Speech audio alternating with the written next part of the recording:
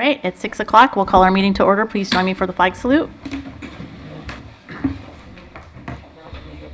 Allegiance to the flag of the United States of America, and to the republic for which it stands, one nation, under God, indivisible, with liberty and justice for all. Thank you. Roll call, please. Councilmember Glosser? Yes, ma'am. Councilmember Stanfield? Here. Mayor Pro Tem Trent? Here. Mayor Long?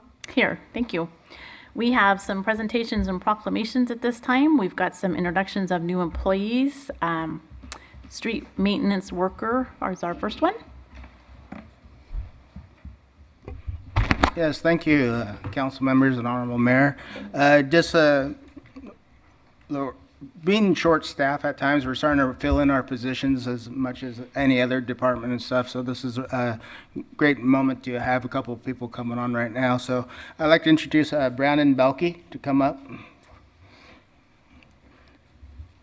Brandon Belke is a Eureka native locally, family's here and stuff. And so currently he's our street maintenance one position. And we're just glad that he's on board with us right now. So, you want to say anything? Okay. Go up to the podium. It won't bite you.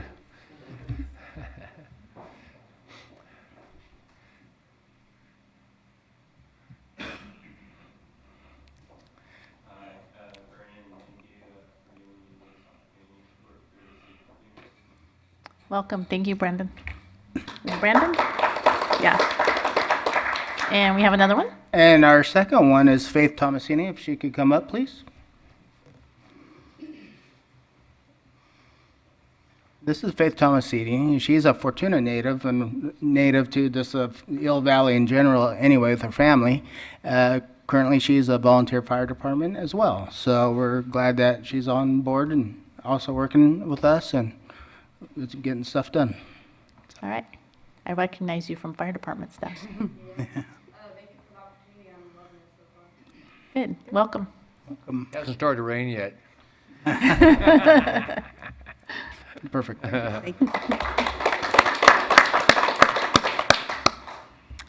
And we have another introduction from our administrative department. Thank you, Honorable Mayor and council members. I'm pleased to present Michelle Hansen. She's the newest addition to our administrative support staff in the city manager's office. She comes to us from Chico, where she worked for Butte County Air Quality Management District as an air quality compliance specialist. So she has a lot of experience in customer service and public agency. We're happy to have her on board, and we hope she decides to stay. Hello, thank you for having me here tonight. Pleasure to meet you all, and I'm looking forward to serving the city of Fortuna. Thank you so much. Thank you and welcome.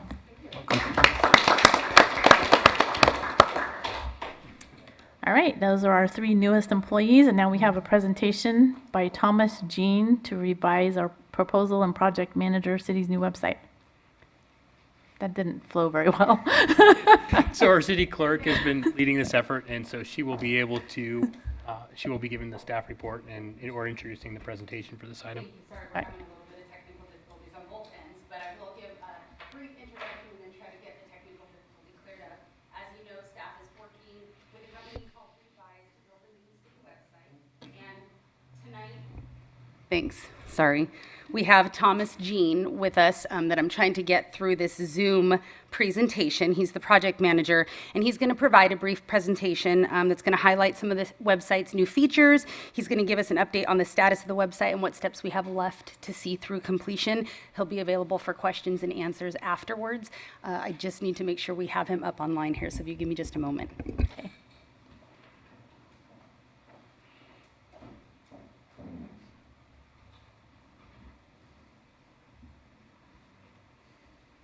That's quiet. Cheers. You probably hit the wrong thing. There, go.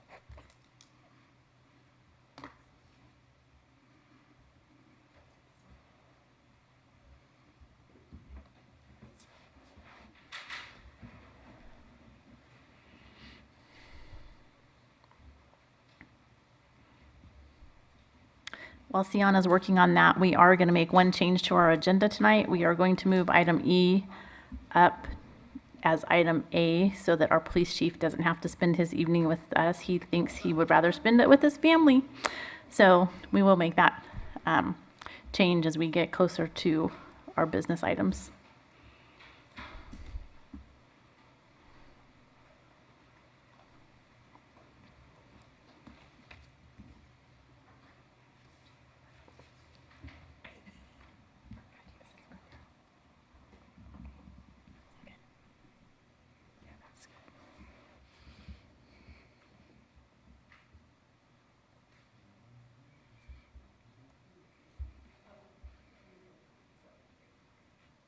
So I think Sienna's having a little more difficulty than she expected. So if anyone has any oral comments from the public at this time, we will take those. You have 3 minutes to address the council on any item not on the agenda.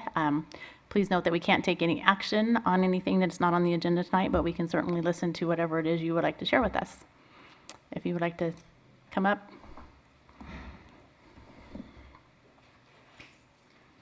My name is Nina Olson, and I live on Kenmar Road in Fortuna. And I'm disappointed in the calendar. I was led to believe that tonight we were going to hear a presentation from the city regarding the purchase of the EPT property. We are. That's the item E that we're going to move up to item A when we get to business items. Good.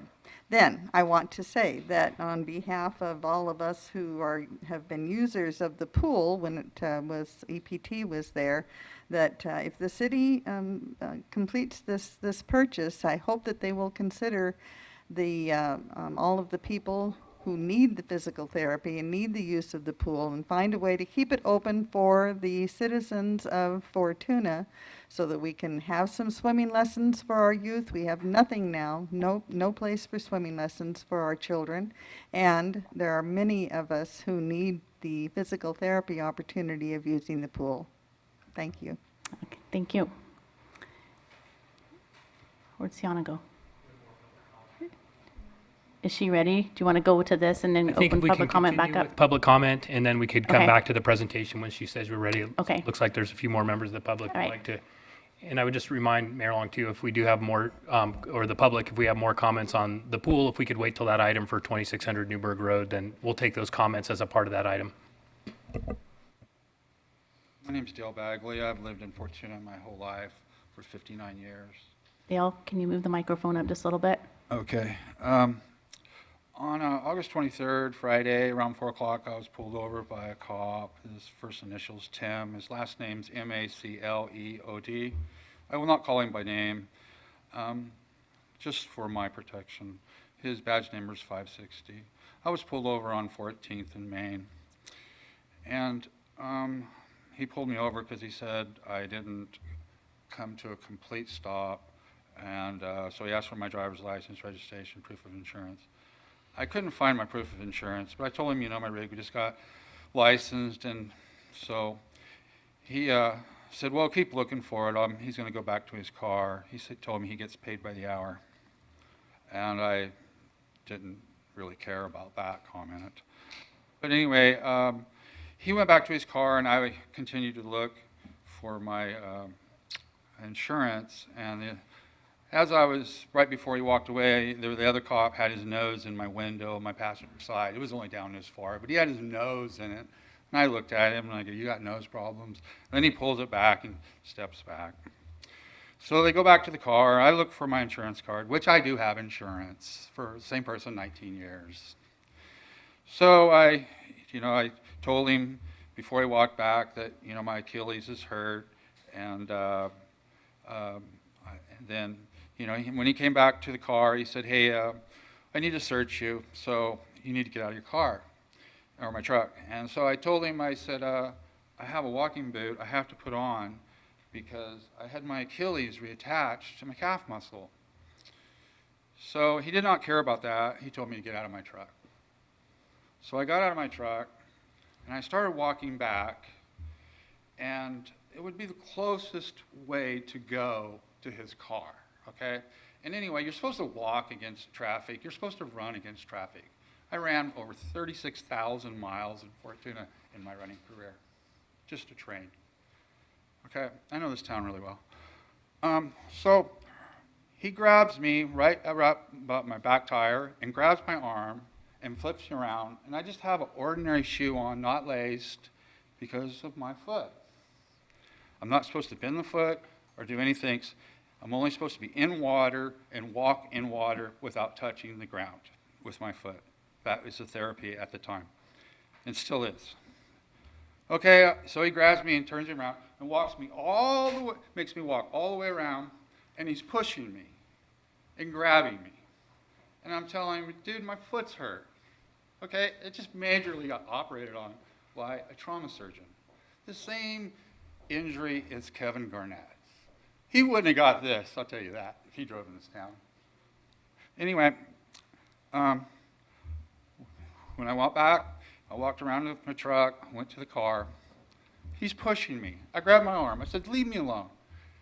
He's pushing me, touching me. Why? So I get to the car.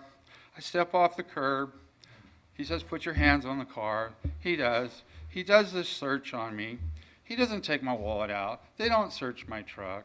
But then he grabs my right arm and twists it, twists my wrist, and puts all his body weight on my right foot. Okay? Totally starting a confrontation with me. This is messed up, dude.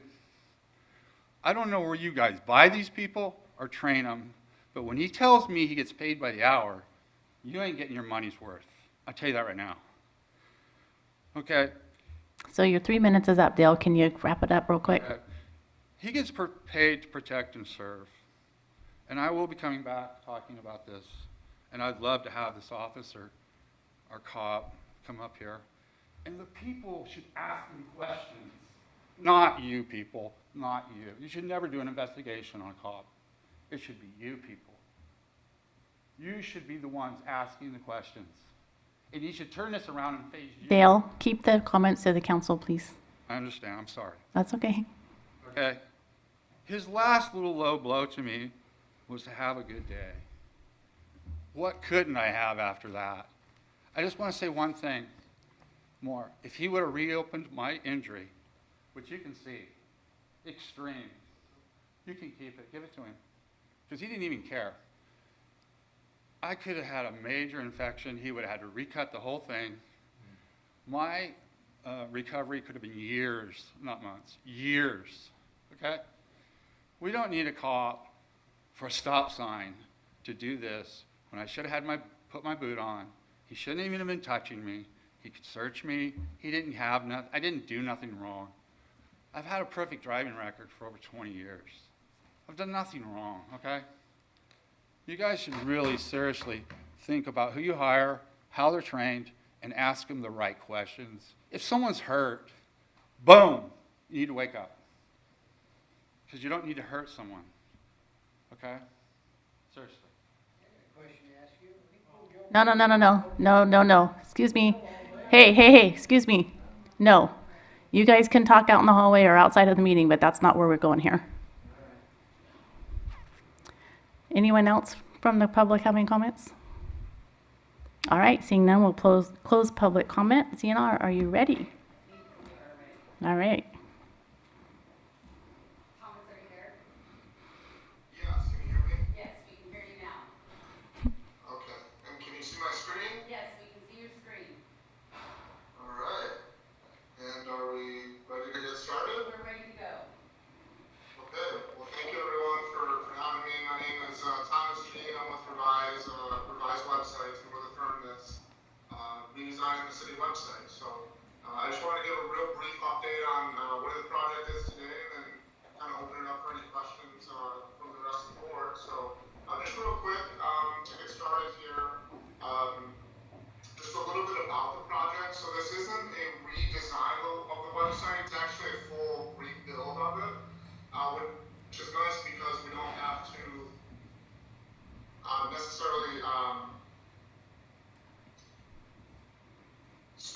start from where you guys started. So we basically start from scratch.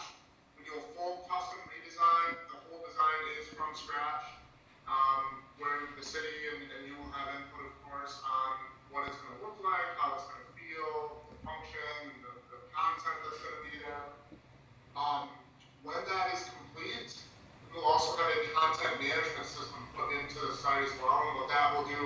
allow city staff there to edit and update the site at any time. On top of that, any of the content that's put in there, we're not simply copying and pasting it from the old site to the new site.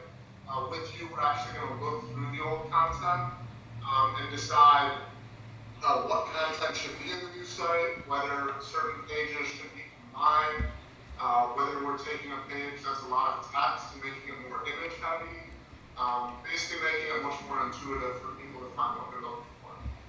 We also do training, so any staff that needs to learn how to edit and update the site, we do actually unlimited training for anyone who can do it. And then of course we go live with the site. And the whole I guess point of the whole project is that you're going to have a bunch of input in it and back and forth. So we're not just presenting you with the site and saying, here it is, have fun. We're really taking your feedback and finding the best way to build. Now, just some of the features that are going to be in the site, a couple of them here. It's going to be ADA compliant, which is a really big thing these days. Citizens can make requests through the website. There's going to be a curated search so that people can actually search for what they're looking for. There's e-notify that also includes text notifications on updates or emergency alerts. Frequently asked questions, interactive maps. There's also online forms so people can submit things online, including job applications.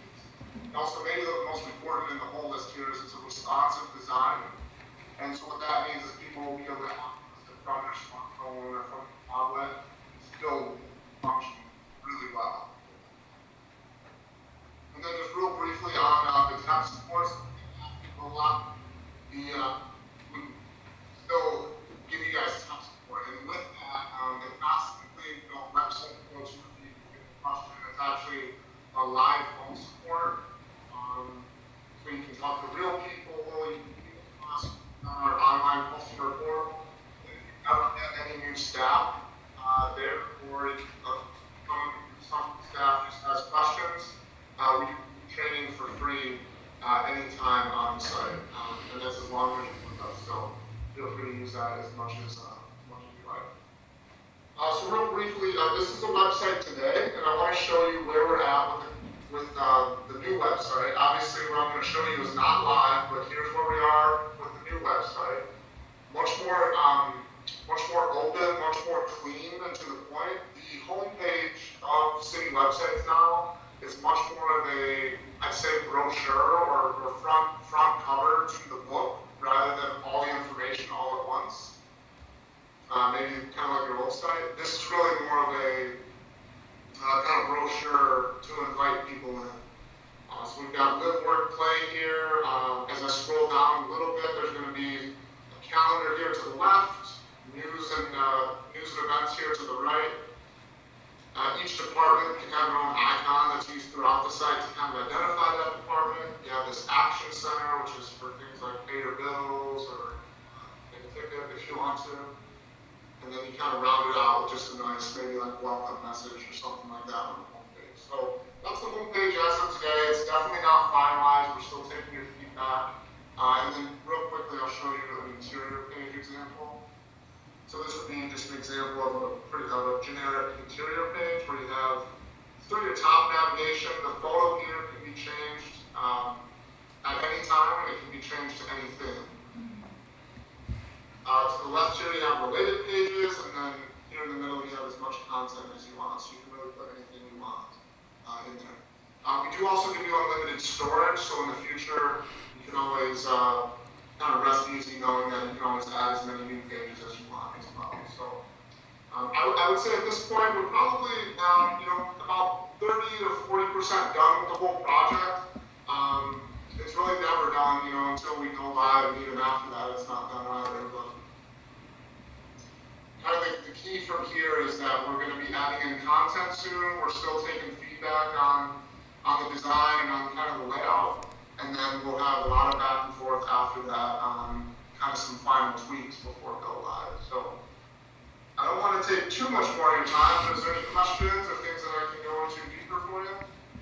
Do you guys have any questions? I had a couple. What did you mean by ADA compliant? A web page that's ABA. Sure. So a couple things. One thing is there's a whole list of standards that make a website ADA compliant or not ADA compliant, and just some real basic things like every page has to have a page title, for example, and you'd be surprised how many pages don't in some older websites. Photos have to be clear. They can't be blurry. They can't be like old clip art style icons or things like that. They have to be really clear. And then also probably the big one is that the entire site needs to be navigated by just using your keyboard, or at least have the ability to be navigated by just using your keyboard, rather than a mouse. Because folks, of course, with vision problems, if they're having to follow a mouse across the screen, it's not easy for them to do that. So they need to be able to essentially use the keyboard to navigate the whole thing. So those are some of the main ones. There's some other kind of, I'd say, nerdier stuff, minor stuff that's part of that too, but that pretty much covers the most of it. Thank you. Anybody else? Any thoughts or comments, Deanna, Merritt?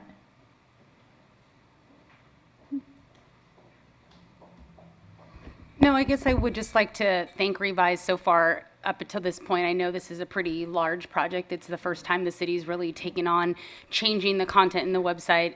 There's a lot of content presently, and so we really want to work closely with Revise during this migration to make sure that we are adequately meeting the requests of the departments, trying to make things as transparent as possible, working with the departments and with the council on design so that the website really collectively represents the city and the employees. I didn't want to approach this project kind of from a one-person perspective. I think it's a team effort, and so we're just reaching the point where I think we are going to start working a little bit more collaboratively. And as we do that and we expand on the migration and what the content is going to be and what it's actually going to look like visually, we're going to start getting a better picture of what road we're going down and how that's going to serve the public.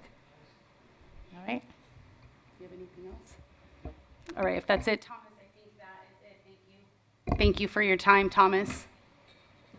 Thank you all for your time as well. Have a great night. Is he gone? All right, well, that will be interesting to see how it all turns out and if we can get it up to date and keep it up to date, because that seems to be part of our issue, is that we put things on and then they're outdated and no one changes it. Right, I think it's a good time. It's been a long time since this has been updated. There's multiple references to items somebody may be looking for in a different place. So really just improving the user experience for our customers is the main thing. And then streamlining payments and other things that we have available, so. Is the cover page going to stay with the rodeo, or is it going to change throughout the year, or are we going to have a Example. permanent cover page? That'll be an example photo. There's a number of things that we could do. We could have rotating photos. We could actually have a drone fly over. There's a number of things we could do. And I think the important thing to recognize from that is not any of the specific styles or photos, but the general structure of the setup.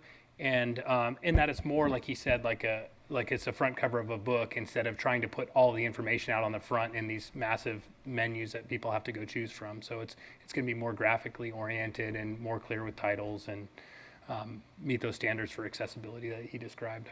Yeah, I had no idea there were ADA compliant standards for a website, so that was interesting. And I think we even talked with the Revise representatives about offering a language change. So some of the newer websites, you actually can have a drop-down menu where they give you options for different languages that will convert the website almost immediately to a different language. So that makes it a lot more accessible as well. Something just to take into consideration moving forward.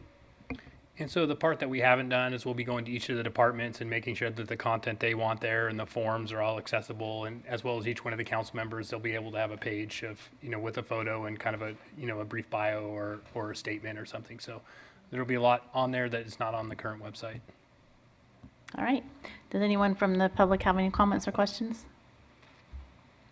All right, seeing none, we'll move on to our consent calendar. We have 4 items, including city council minutes, report of disbursements, closing the off-ramp at 12th Street for Apple Harvest, and a supplemental budget request for a communication upgrade at Astor and Rundale lift stations. Does anyone wish to pull anything?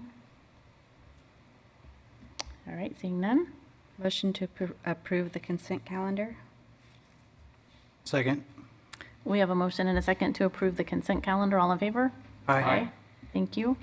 Moving on to our city council business, we're going to move item E up to the top. Consider approving a supplemental budget request for the purchase of real property at 2600 Newburgh Road. Staff report, please.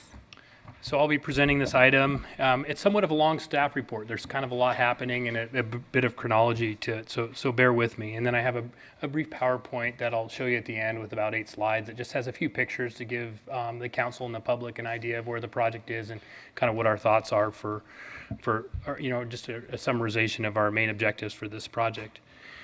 So a little bit on the background, the Fortuna Police Department is undersized. The existing facility was originally constructed in the 1960s when Fortuna's population was about 4,000. The city's population today is over 12,000, and the police department still occupying the same facility. It's been remodeled several times. There's been some improvements to comply with post standards, but it's still too small of a place for that department. The main portion of the current facility includes a reception area, office spaces, a dispatch center. It's 2,494 square feet, including some storage areas. The usable space, excluding the basement and the generator rooms and storage, is approximately 2,200 square feet. Although some changes has been made, the basement, they've cleaned that and made that a little bit more functional, so there is a little bit more space in 2,200. They are using all the space that they have. The police department continues to operate well past the facility's capabilities. They deal with overcrowding and suffer from a lack of infrastructure. There was no HVAC put in. The electrical has kind of been updated as they went, and the data and telecommunications are really, they keep on adding onto an existing system to make do, and they have outdated security and safety systems. These conditions impair the efficiency, morale, and occupant safety, and policing effectiveness, and the public reception of the department. In 2007, the city sold just over $13 million in general revenue bonds, and $2 million of that bond sale was identified for the purchase and development of a new police station. And the city ultimately ended up buying the property at 280 12th Street for that purpose. In 2015, the city completed architectural feasibility study. The study assumed that site at the former Ford dealership at 280 12th Street, purchased by the city, would be the new location for that department. A needs assessment, a consultant was hired to do a needs assessment to determine the space that was needed for the department, and they determined it would be approximately 16,000 square feet for the current staffing levels and up to 18,500 feet for staffing levels in 2035. The estimated cost for that facility at that time was approximately $10 million. The council recognized that a project of that size was unaffordable by the city and chose not to proceed with the construction of a facility at that location, and decided to look for ways to dispose of the facility. The bonds were defeased in 2017 that were used to purchase that property using general funds, and therefore any revenue that comes from the sale of 280 12th Street will go back into the city's general fund. The city is currently in escrow on that property and has sold it for a price of $925,000. In June of this year, staff was made aware, and actually, with regard to the sale, there is an item on the agenda tonight for a general plan amendment and rezone for that property, and that's one of the conditions that his city has proceeding with that sale. So you'll see another item related to that on the agenda tonight. In June of this year, staff was made aware that the building at 2600 Newburgh Road that housed Eureka Physical Therapy would be available for purchase, and we were approached by the owners, and we were informed that Eureka Physical Therapy had decided to move to a new location. Staff originally looked at the building for the potential of an aquatic facility on behalf of the Roanoke Community Recreation and Park District, but quickly realized that the small therapy pool and spa would not meet the long-term needs for recreation therapy that the rec district is seeking. Staff recognized that the building and site may have potential as a police facility given the close proximity to Newburgh Park and other city property, the McLean Community Center that's currently under construction, and it's very close to the center of the city. It was also considered that the building may be able to be retrofitted and expanded at a much lower cost than the property at 280 12th Street, given the construction type is timber frame and that there's a concrete foundation, so it'd be a lot easier to modify. One of the problems that the city had when looking at 280 12th Street is that building didn't meet current seismic standards, and that to retrofit it would be more expensive than tearing it down and starting over, and so we don't think that's the case with this building. It's staff's opinion that a more economical police facility could be constructed that meets the needs of the department at a significantly lower cost than was identified in the 2015 architectural feasibility study. Ways that could be done would be made by completing design with space-saving measures such as the elimination of redundant kitchens and bathrooms, a combination of briefing and emergency operations center, and using other spaces for more than one purpose. So what we saw was really a lot of dedicated spaces that only had one use for one person or one function in that other building. And so when you don't have something, when you don't have a budget that can afford that, you really need to look at ways to economize. So staff brought the concept to the city council in closed session, and the council authorized staff to make an offer contingent upon an acceptable architectural feasibility study. So really the intention is to demonstrate that the building is feasible so that it can be converted to a police facility within a reasonable budget to the city. And also one of the requirements is there's an adjacent third of an acre lot that can be purchased, so there could be a future expansion of that building. So the city made that offer with a contingency of an acceptable feasibility study and a suitable appraisal, and that the purchase of the adjacent land is completed, and that was accepted on August 28th. So therefore, now staff needs to proceed in a timely manner to complete the feasibility study and appraisal and other tasks necessary to remove the contingencies for that completion of that sale or the purchase. And there have been many requests from the public that have been directed to the staff and the city council that the city find a way to continue make the pool at 2600 Newburgh Road available for use as a therapy pool for the senior community.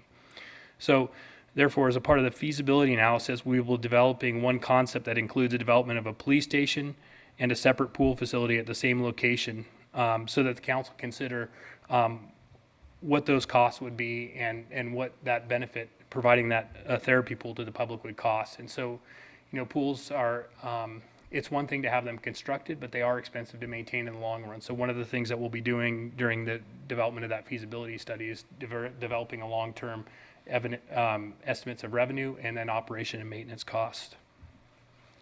So the financial impact, the city, as a part of the offer on that property, the city has included a non-refundable deposit amount of $3,000 per month until the close of escrow. That's really so that the city has the possibility to tie that property up while they're looking at the feasibility study. Otherwise, the property would have been on the open market, and the city may not have potential to consider it. The feasibility study and appraisal and non-refundable deposit are not included in the 2019-20 budget. Therefore, staff has prepared the attached supplemental budget request to the staff report in the amount of $50,000 to add these expenses to the current budget. These funds would come from general fund reserves, and should the city not decide to follow through with the purchase, that is the maximum amount that the city would be out. If the city does elect to proceed with the project, the city could complete the purchase and the studies with the proceeds that are anticipated to come from the sale of 280 12th Street.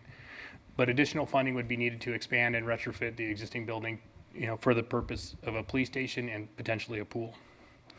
It's likely that remodel costs and expansion costs would be between $2 and $3 million. So staff's recommendation is that council approve the supplemental budget request in the amount of $50,000 to provide funding for the architectural feasibility study for using the property at 2600 Newburgh Road for a police station, and to approve an architectural services contract with Eric Lindstrom Architects and appraisal services from Ryan Appraisals, and find that it's in the best interest of the city to proceed with direct negotiations for these services.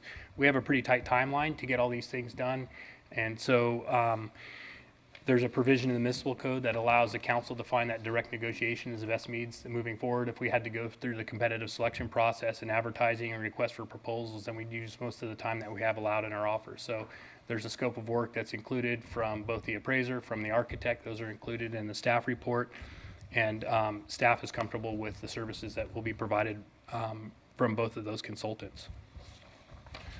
So with that, I have just a couple of PowerPoint photos to show some graphics.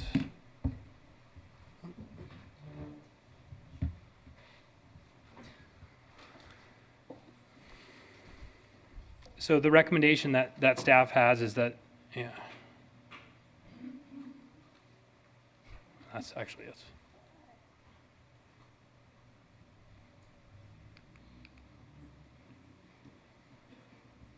Does not want to go.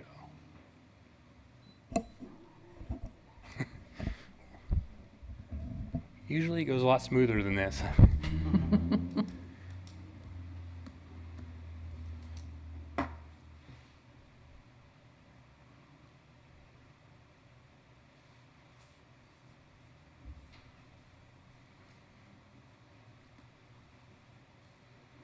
So I don't know, well, if she's pulling that up, if the council has any questions on anything so far, I'd be happy to answer those. My question is the police department on board? Are they excited about it? Are they blah about it? What are they thinking? You know, I think that the department in general, they would really like to see a new facility. I think that they recognize the need, but based on the struggles the city has had to implement a project in the past, they're very skeptical. You know, they've heard that they're going to have a new department. They've seen some of the prior studies, and I think that they recognize the challenges that the city will have to pull together a project like this. One of the things that I want to do that's different this time is I want to have a review committee that provides input during the architectural feasibility study. I want to include officers. I want to include a representative from dispatch. I want to have basically one person from each area within the police department to weigh in, rather than just having it be a management exercise where, we don't just have the chief and lieutenant. We want the chief and lieutenant, but we also want dispatchers, sergeants, and officers, because they're the ones who are going to be looking at the space and considering it. And I think if we can get their buy-in as a part of that process, and that they're invested in that process, they'll recognize the sincere effort that the city's putting out there. So, I think that's been our, I think that's the challenge that we have. But I think including them will go a long way to bring that forward. So here you can see on the screen, you can see the location of the existing police department in the upper left, and that's where we're at right now in City Hall. And then you can also see 2600 Newburgh Road site. I think one thing that was interesting in looking at that site initially for a pool, it really is closer to the centroid in the city. You can see the older downtown portion here. You can see Campton Heights here, Riverwalk here, but that's actually more central to the city than City Hall, and it wouldn't face some of the issues with traffic that you might have, for example, on 12th Street and in front of the high school. Here's just a zoom in a little bit. You can see here's the parcel that we're talking about at 26 Newburgh Road, and this right here is a parcel that's adjacent, and so that's also owned by a separate private landowner. There's also a 50-foot city right-of-way that's contiguous that was abandoned to improve traffic safety and have this intersection be opposite Newburgh Road. So there's quite a bit of space that already exists within that city right-of-way that could be incorporated into the site development. You can also see Newburgh Park. This is an area of the city park. This is an area that the city's been eyeballing for expansion and just submitted a grant application to expand. And then you can see in the upper right the McLean Community Center site. So that's under development and set to open, I believe, later this year. So there's going to be a lot of activity. But this site for a police station and potentially a therapy pool really already kind of feels integrated with the community facility in Newburgh Park, and it would enhance security by having a police station that close to those park facilities. Yep. And then on the right hand side, you can just see the APN map, and you can see the shape of the two parcels under consideration for purchase, and also the city right of way on the right hand side. And this is a picture of the building. You can see the existing city right of way kind of in the background. This gravel area just in front of that is the vacant lot. And then you can see the site's nicely developed. Some of the things that jumped out from an engineering perspective is you have a rectangular timber frame structure. So there was also already some plans on this building to allow for the expansion. So it would be a really easy building to expand on in an affordable way. So it's actually, yeah. So here's a picture of the inside. You can see this is a picture of the therapy pool. It's not a pool that could be useful for recreational purposes, such as, or competitive swimming. It's not that type of a pool. It's usually kept warmer, and the primary use is physical therapy, and it's the same with the spa.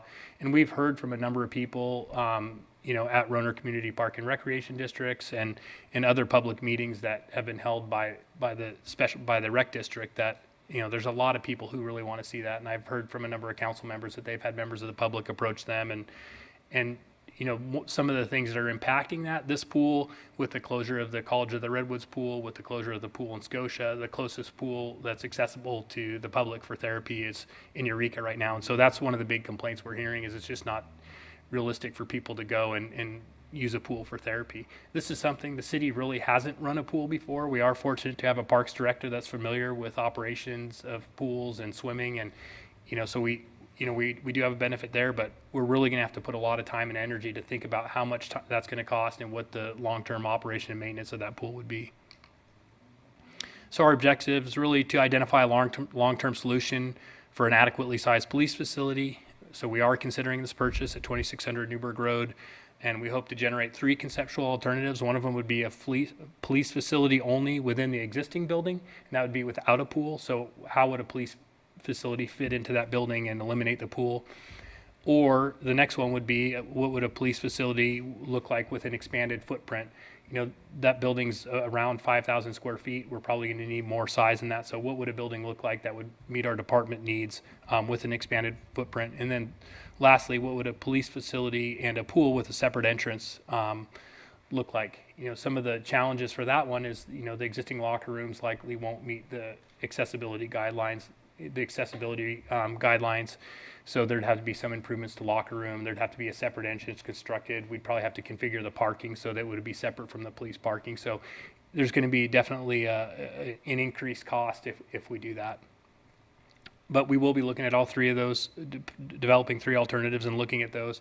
And one of the important things from this architectural feasibility study is that we get detailed construction cost estimate, not just order of magnitude estimates where they put a per square foot price, but they're going to estimate it, and they're going to provide a breakdown for all the equipment, for the electrical, you know, for the communications, for the security upgrade. So it's going to be a real estimate based on item cost, not just an order of magnitude cost estimate. And staff will be working to identify funding sources and financing options. We already met with USDA, and we're looking into some of their loan packages. And so we will be trying to complete all of this within the next 3 to 5 months, and then ultimately bring in a recommendation to the City Council. So that's all I have. If the council has any more questions, I'd be happy to answer those. So the pool is not going to be open no matter what for months still. Even if we decide to take it on, it's going to be closed for a long time. The pool is closed now. I won't really have a good sense of that till we hear back from our architect. I have some concerns about accessibility, and I think that there's a different standard if a city operates a pool versus a private entity. And, you know, there's things like there's not a lift, there's not a ramp. Are the walkways wide enough? You know, are the locker rooms and the bathrooms accessible? You know, so that's something that will come out of this feasibility study. So it will take some time. And the former tenant, Eureka Physical Therapy, has already moved to another site within the city. So right now the pool is not currently operating. But it's not going to be an overnight thing. Even if the city bought the property, we'd have to figure out how we staff it, how we maintain it. The current owners do have a maintenance person who does all the maintenance and operation for the pool. So it's possible we could continue that. But again, we need a evaluation of the accessibility of that facility. So do you think that's going to take 3 to 5 months? I can't say. I think we could probably get that done more quickly, and we won't have to wait for the final report. It's possible that we could figure something out. The bigger question is, how do we staff it right now? We don't have lifeguards. We don't have, you know, recreation staff. It's possible we could shift some of our recreation staff over to there, and they could fill in that role. You know, it's possible that we could have some of our water quality folks do some of the testing. But again, we just need to get into the details before we can answer that question. Okay. Any other questions for Merritt right now? What's the timeline with the feasibility study and the, 3 months is what we're 3 expecting the months. feasibility study, and then if we need some more time, you know, we could extend the escrow, but there's by no means can we go past the purchase contract doesn't allow us to go past April. so the architect that we've selected has a 90-day contract? Yes, Okay. and that was one of the bigger things. You know, I did ask for a few different proposals. A number of architects couldn't provide the services in the time that we needed. There were a couple that I felt very comfortable with that could provide those services, and you know, ultimately, you know, I chose Eric Lindstrom Architects because I felt like they had a really good handle. They'd done a lot of research. They proposed on the original police facility, but they, you know, I think that they have a good understanding of what the city needs from this feasibility study, and they understand the decisions that will need to be made from it. And I don't know, you may have already answered this, Merritt, I apologize, but we're in escrow with the building. Are we in escrow with a third of an acre? No. So what our plan would be is we were waiting for appraisal. I expect to get an appraisal back on that later this week, and then we'd make an offer to the other property owner. We have spoken to them, but we didn't. It was difficult to estimate what that value is, and so a city can't pay more than what the appraised value is for a property. So we wanted to wait to get that appraisal and base our purchase price on what that appraisal is. And so that might end our conversation even earlier if it's It appraised. could, but I've talked to the property owner and they're willing to sell it, and I've explained to them that, you know, the city can only offer you what the fair market value is, and we would base that on our appraisal. So although we haven't got there yet and we haven't talked numbers with them, they understand we want to buy it and they are willing to sell it. Okay. Any other questions? Does anyone from the public want to comment on this item? Come on up to the microphone, please. I'm hard of hearing, so excuse me if I don't understand you guys. I've been going to EPT since 2000. I have never seen a lifeguard there. I don't know why we need a lifeguard there when we have the police station right next door.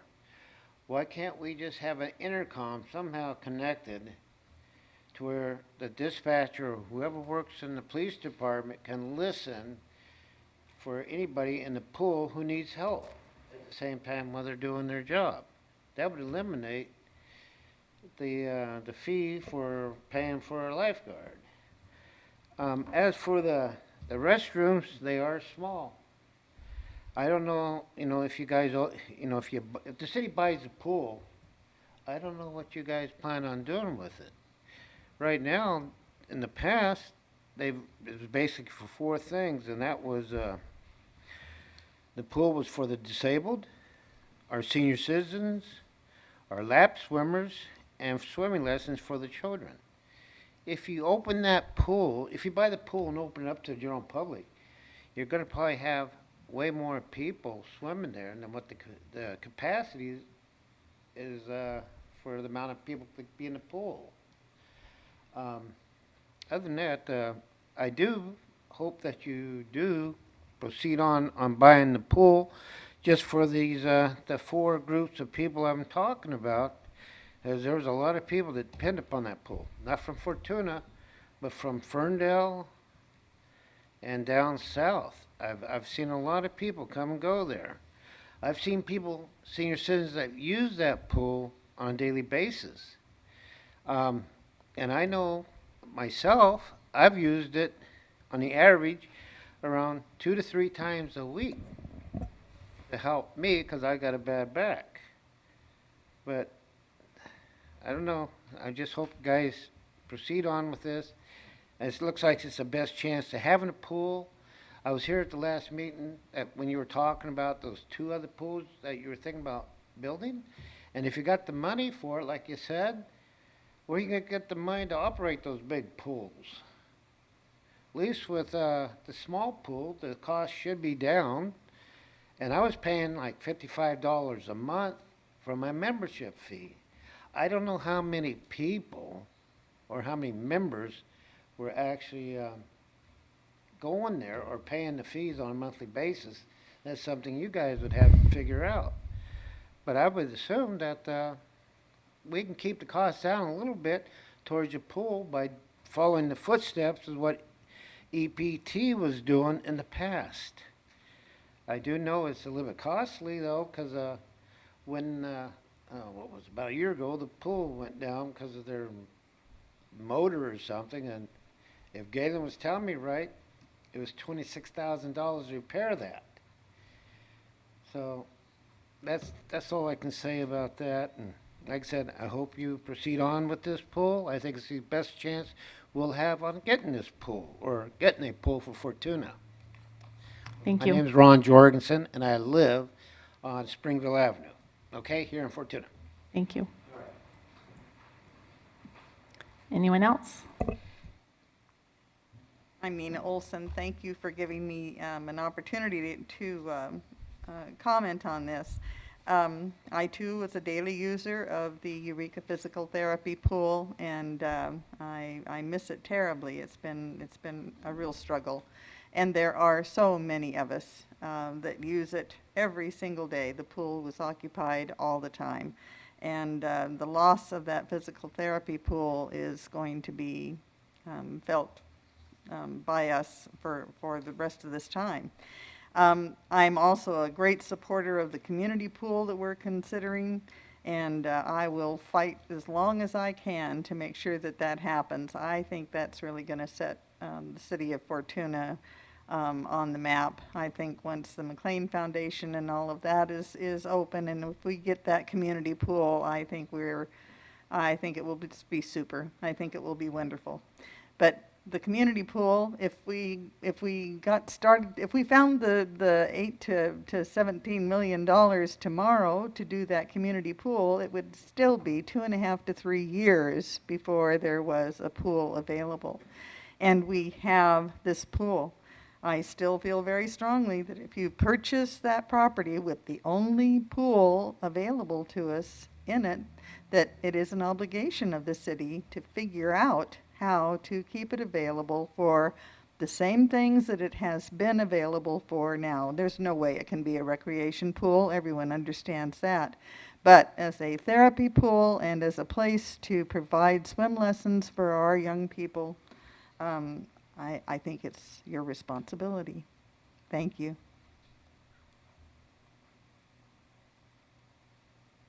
Anyone else? All right, seeing none, we will close public comment. Does the council have any further comments or questions? In the feasibility study from the architect, will it include an estimate of time that it'll take to develop the existing building into what the design will, or whatever design we settle on? So, member of the public commented on 2 to 3 years for a pool if we had the money tomorrow.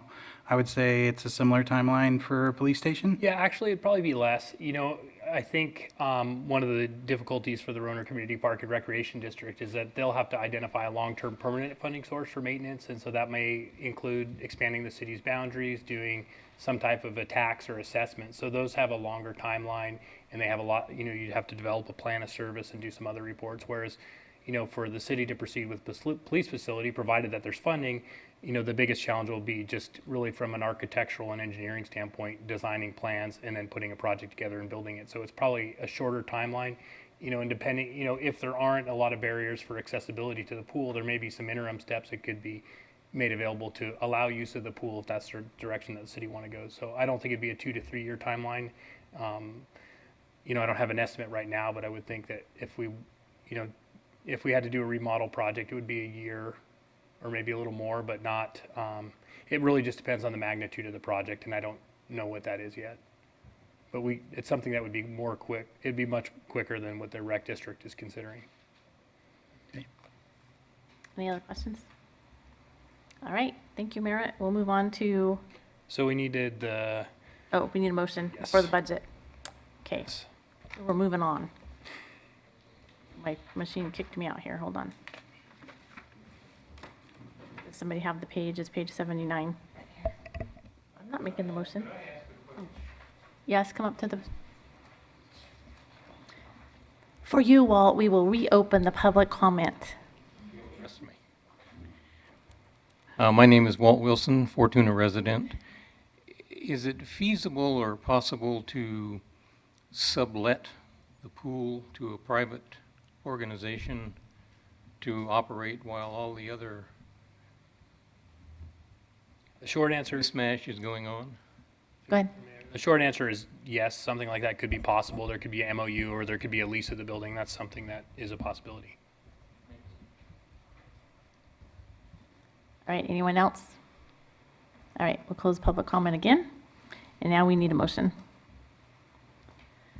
I'll make a motion to approve a supplemental budget request for the amount of $50,000 for architectural services, appraisal services, and non-refundable deposit necessary for the purchase of the real property at 2600 Newburgh Road.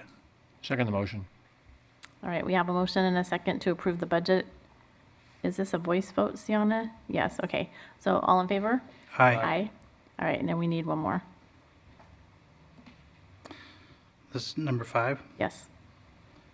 I'll make a motion to approve an architectural service contract with Eric Lindstrom Architects and appraisal services contract with Ryan Appraisals, and find that it is in the public interest to procure these services as a negotiated contract. Second the motion. All right, we have a motion and a second on that one as well. All in favor? Aye. Aye. Okay. Now we will go back to item A, a public hearing to consider amending the general planned use designation from public to commercial and amend the Fortuna zoning map from public facility to commercial thoroughfare with an ordinance 2019-737. And staff report, please. Thank you, Honorable Mayor and council members. Well, I heard you say the ordinance number. I do want to make a change. The ordinance number has been changed to 2019-738. So Other than that, the title is correct, and I will proceed with this agenda item. So the proposal is to amend the general plan from the current designation, which is public, to a designation of commercial. And then related to that would be the zoning map amendment, amending the existing public facility zone to commercial thoroughfare zone by adopting the ordinance.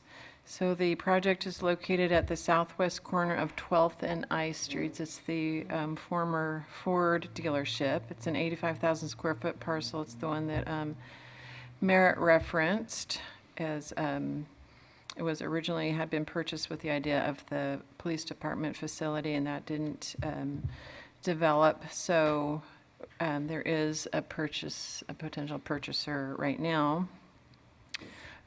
So it is developed with a 12,000 square foot commercial building that was previously used as the auto dealership. And the Planning Commission at last week's meeting did approve a conditional use permit for the use of that building as a auto body repair shop. So that would be the purchaser, and that was a contingency that the use permit is approved and the rezone is approved. So so as far as the general plan and the zoning go, this site had those designations, the existing ones, for a relatively short period of time.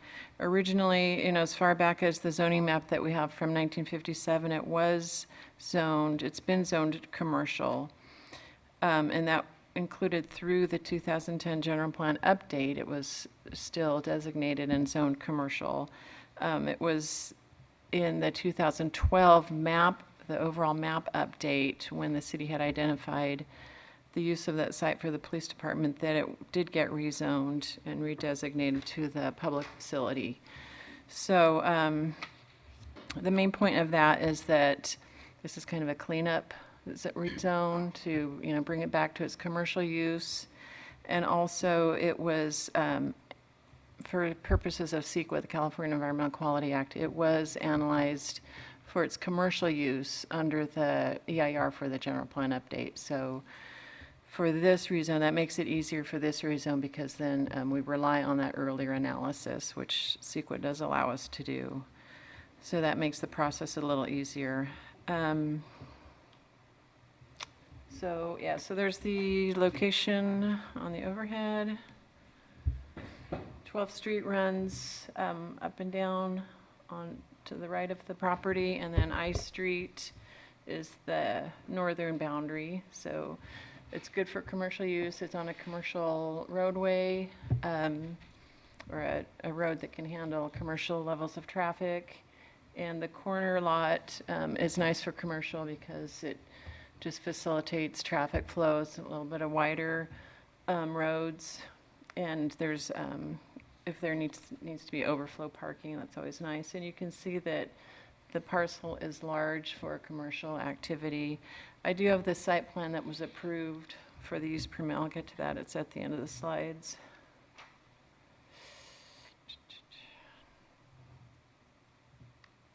Oh, there we go.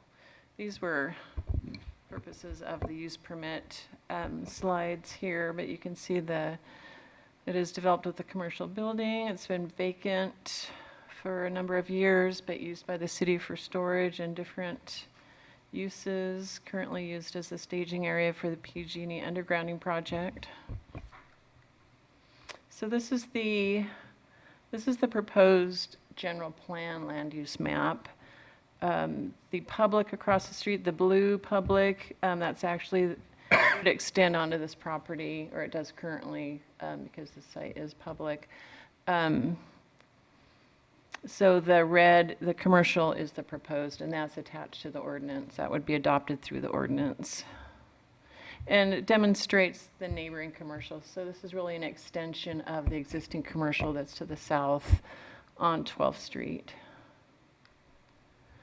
And likewise, this is the zoning map. You can see the public facility zoning across the street, and then the commercial for the parcel, 280 12th Street, and it's an extension of the commercial that is on the south side of both sides of 12th Street. And this is the site plan that was approved for the use permit. It's a little bit hard to see on the overhead. But they are doing a number of improvements. They're going to be using the existing building and fixing it up, remodeling the inside for, basically current standards for an auto body shop. And they'll be utilizing the office and the storage space as well. On-site improvements include just cleaning up the parking area. They're going to be having customer parking in the front along 12th Street and then employee parking in the back. The rear portion will be fenced off, and that's where, there will be some storage of vehicles, but the front will just be for public display or presentation purposes and public parking. The sidewalk on I Street, currently there is no sidewalk, and they'll be installing a sidewalk there. And then they'll be installing a landscaping strip along 12th Street behind the sidewalk, and then also on I Street. So that will significantly upgrade, and they'll be painting and putting in new signage and basically cleaning it up. And let's see, I think that's all I have. I think it's kind of a straightforward rezone, general plan amendment. As I said, it's been the use of that site for decades, and this will just be reverting back to that, I think, more appropriate use. And if you have any questions, I can answer those. Any questions for Liz? Seeing none, we'll open public comment. Does anyone have any comments?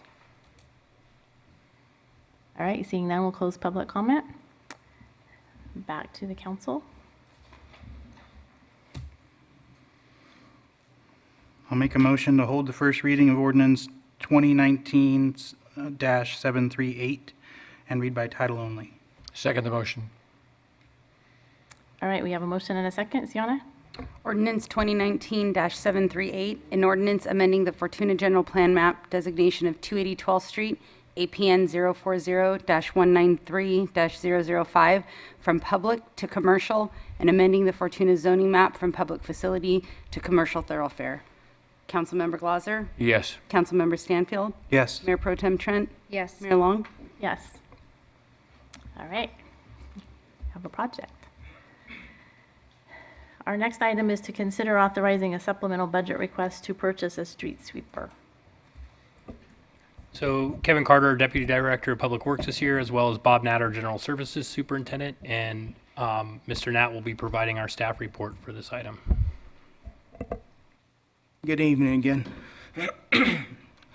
So in 2015, the General Services Department started the process of exploring and examining a couple different type of sweeper options, the vacuum type that we currently have, and more of a mechanical broom type that's in the back. Those are the two we were looking at back in 2015. And so and we were looking at it because we were starting to notice a trend of our current sweeper, which was purchased in 2006. It was starting to get more wear and tear and abrasive, and things were starting to wear out more and more, not just our normal tires and brooms and stuff like that.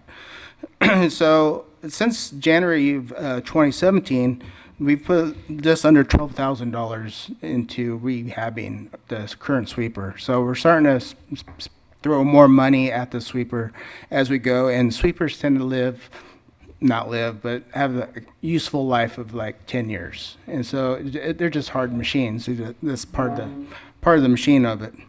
And so the current sweeper that we have right now, because we have holes in parts that are too thin to be welded, and they will need to be purchased and stuff. And one of the parts is like $4,100 just for that one part. And then the other component, because with the hopper and stuff, we've welded and put plates on it, riveted holes and stuff. And it'll eventually, that hopper will be like almost $25,000. The stainless steel ones are, of course, a lot more than that. And so we're looking at, we started this process in 2015, and at that time, the price for that current sweeper, when we looked at it, was close to 190 grand. And now the price has gone up, of course, over the last 4 years. So the street sweeper right now has designated routes 3 days a week, Monday, Wednesday, and Fridays, 2 hours in the morning. And on Wednesdays, it sweeps the other 6 hours in routes that are they're just moved around throughout the city to try to pick up all the city, and we get a lot of complaints. We get called out for PDs, and then we also use a lot of our sweeper just for cleanup after our own projects. And so the sweeper gets used quite a bit, and especially during special events, we see it behind almost every event. So it's well used. People notice it. Definitely when the sweeper hasn't been out, I'll start getting calls, or our administrative people will get a calls, and I get those forwarded to me. So with this sweeper, we're proposing as an Elgin Badger broom sweeper, and it's different than our two previous sweepers, or this one we have and the one before, which was a vacuum type. And on the vacuum type, just like a vacuum cleaner, if you start going over uneven ground, it doesn't pick up as much. So this one's more detailed to kick up the material onto a conveyor belt, like the smaller fines and stuff, and we'll put it in the hopper. And so hopefully we'll have a cleaner road that way. And in the process of seeing the funding for this, we've looked at doing Fund 130, which is a storm drain fund, and Fund 210, which is a solid waste fund. Those are the two things that with the sweeper, when we're out and about, we're picking up the material that before it goes into the storm drains and out to the creeks and garbage and things like that. So, so those were the two funds that we were going to split up. Looks like 55, 45%. Helps to put these back on. But and we went through a CMAS or a joint powers with the quote. So we were able to piggyback onto to get a better price than getting 3 quotes from 3 dealers and going that way. That's. Do you have anything, Kevin? The only thing I'd add is just this different style of sweeper without the vacuum. It's the decibel levels are a lot lower, and so when we're out there at 6 o'clock in the morning, a lot of people have the sweeper going by. I know I hear it every now and then, and same as the garbage trucks. It's a little bit more quiet for the early morning operations. It's just something to kind of know. Well, that's one of the reasons why we chose this particular model. But other than that, no, it's be able to answer any questions that you have. Any questions? Go ahead. One more comment too. We have received a number of complaints, and I think it's just important to recognize it's a big expensive item. That's why this item wasn't put on the consent calendar, and we don't take it lightly. It's almost come to the council a number of times, and we're just at the point where we keep seeing increased costs going into maintenance before we spend another $10, $20, $30, or $40,000. We thought it prudent to look at buying a new sweeper. So it's kind of a must-have. It's as important to the city as our Vector trucks. When there's an accident, it cleans up the roadway. It's critical. It also is able to pick up trash and debris before it gets into the water courses. So it's an essential piece. And using the funding from Fund 130 and 210 seemed like reasonable ways to use those funds. And it is a desperate need from our Public Works Department. So I would just emphasize that slightly. Any other questions? Everyone's quiet. I think we're all kind of thinking, and no one wants to say it, is that why did this not come to us at budget time? I just think we've been receiving more complaints, and then we had another estimate to repair the hopper, which was significant, and that we didn't want to put more money into it. We thought we could keep it going, but when you start seeing, what was the cost to replace a hopper with a stainless It hopper? was $25,000 for this regular steel, and probably significantly more for. I didn't want to ask. So for the stainless. It was 50,000. I guess what triggered it, it was just the higher maintenance costs, and you start looking at. We have tried to find some ways in the last few years, and it hasn't been approved to try to do 50,000 a year, something like that, so we can replace it. One of the things we did talk about with Aaron, our finance director, is okay, how do we do this for the next time to make sure we're putting enough away and it's not such a big hit every time. And we're trying to find some different options to make sure that we're putting some money away. If we're expecting it to have a 10-year lifespan, then we want to put 20 grand or 22 away every year, find some funding source for that. So that's another thing we are trying to consider to make that within the regular budget process going forward. Any other comments, questions? Is there any value to the existing sweeper for sale, resale? Possibly. We looked at the options to put it on like a auction for sure, and and see what it comes out. So that would offset whatever you were able to get for that?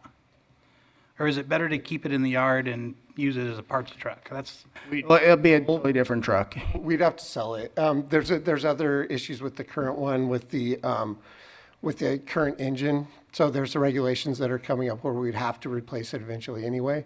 So if we were to sell it, it would probably be to a company in Oregon, probably a smaller construction company that would do it. And, we're thinking $5,000 maybe we can get out of it.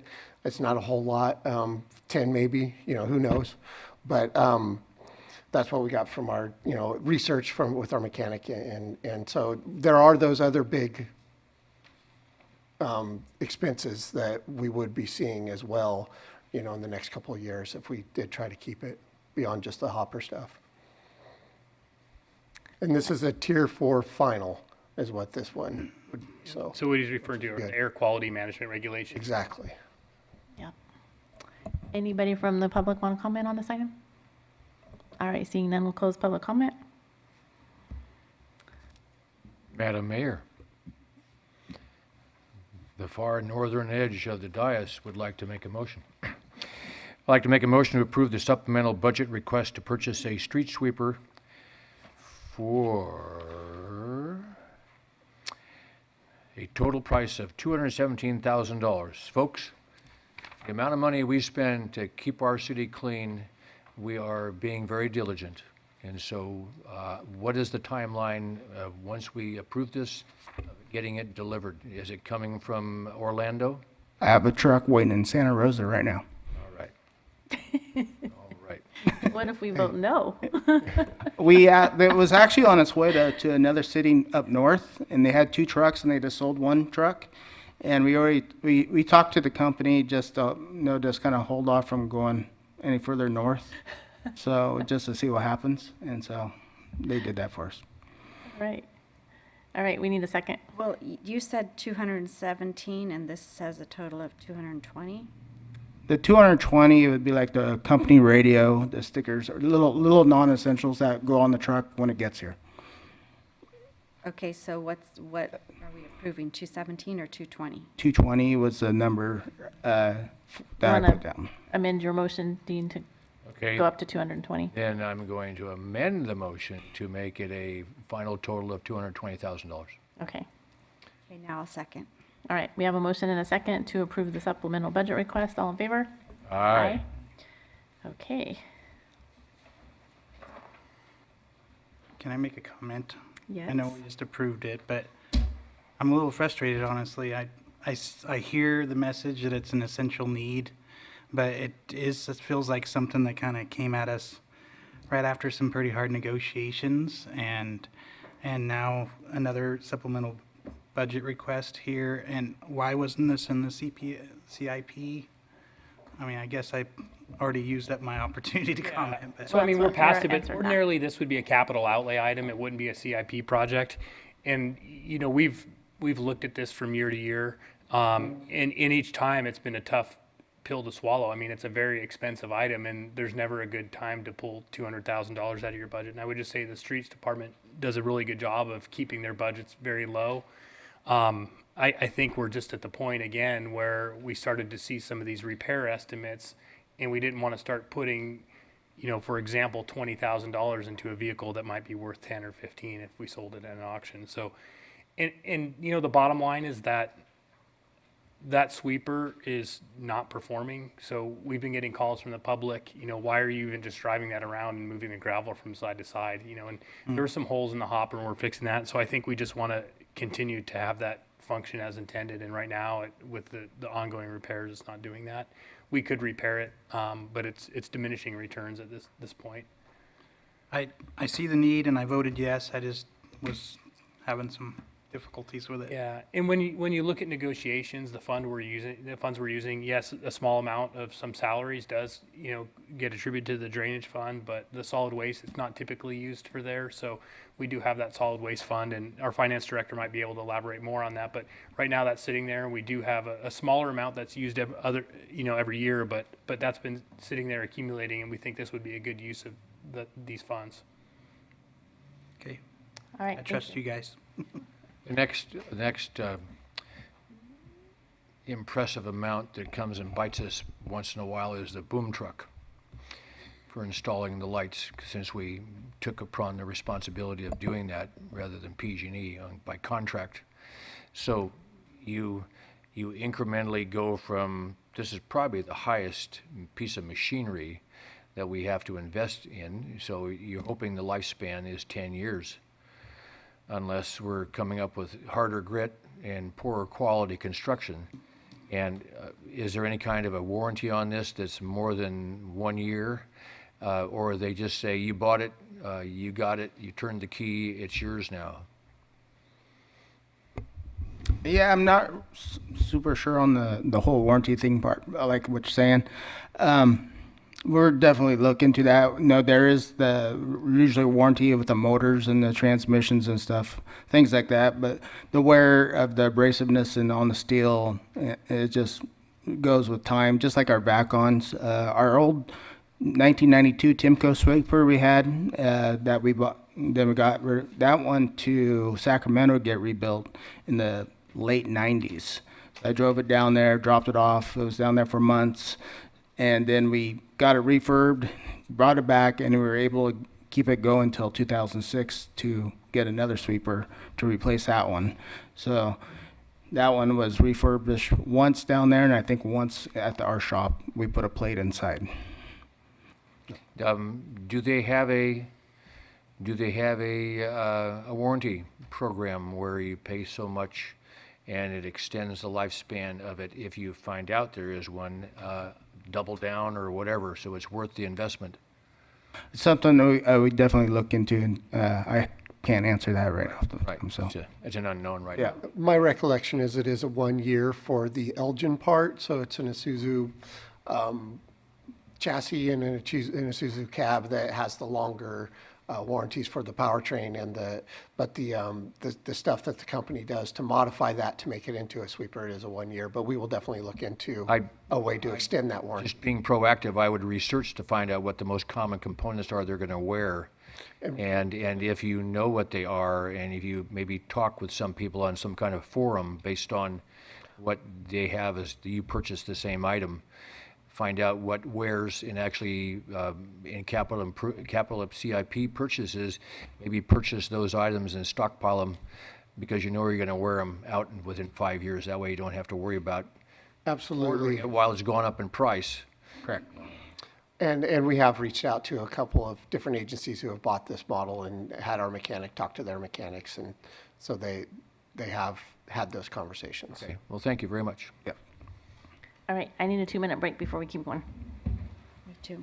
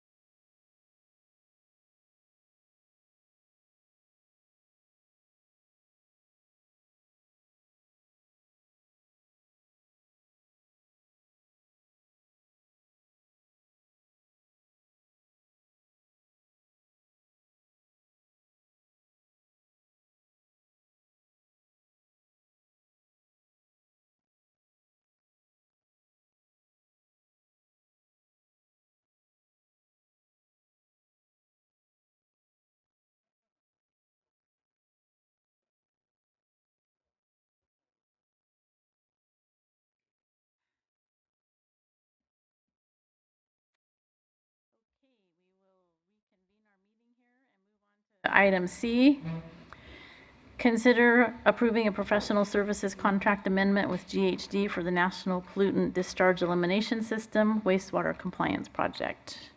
Staff report, please. So I'll be providing this staff report, but essentially the staff recommendation is to approve a professional services contract amendment with GHD to provide engineering services for surface water disposal analysis and the development of conceptual design for wastewater disposal, and the development of a work plan and schedule, and the completion of a preliminary report of waste discharge.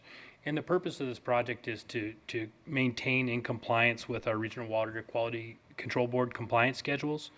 The city has been working on wastewater permit compliance for several years and trying to find new discharge locations since 2012. The city is working under two compliance schedules. One that's a time schedule order, and the other is a compliance schedule contained within the city's NPDES permit. And each contains milestones that require the upgrade of the treatment plant, and then also the identification and development of a new disposal location. GHD has been working on the feasibility analysis since 2012 and is close to finishing the work necessary to comply with some of the deadlines that are coming up at the end of the year. This new scope of services is being requested under this amendment, and it's intended to meet the short-term compliance schedule and the time schedule order. These tasks are closely related to work that GHD is already assisting the city with, and therefore staff feels that it's important for them to finish these in order to meet the deadlines. There will be additional professional services that are required later this fiscal year to meet future deadlines, and future phases of work are anticipated to be completed under a competitive solicitation. So with regard to the fiscal impact, the maximum fee for tasks 1 through 4 in this contract is $100,380. Currently, $1 million is budgeted in fiscal year 2019 and 2020. From Fund 560 under CIP Project 0171, and $75,000 is remaining in the budget from the State Water Resources Control Board grant. You may remember that we had a $500,000 grant from the Regional Water Quality Control Board, and so we've been moving through those tasks. That has been funding a lot of this work, and so $75,000 of this remaining work will still be attributed to that grant. So I don't think that we'll be close to spending the $1 million that we have in the budget. We hope we can move forward that quickly, but this project does take time, and going through procurement, getting consultants, and moving forward with regional board approvals sometimes takes longer than we anticipate. I just wanted to show you, it's easy to say that we're doing things just to comply with regional board requirements. So I think it's important that the council and the public actually sees the two orders. The ones that I'm referring to are the NPDES waste discharge requirements for the municipal wastewater treatment plant. And that's really, that's our NPDES permit. That contains all the requirements for the treatment plant. The compliance schedule that's in that document is really not changeable except by board action by the Regional Water Quality Control Board. The second requirement that we have is time schedule order number R1 2017 number 26. And that one focuses primarily on the need for a disposal site. So in 2012, the city acknowledged that their percolation ponds, they would find a new location. So that's really what triggered the city's intent and acknowledgement that those perk ponds may be hydrologically connected to the river, are really what triggered these requirements and these compliance schedules.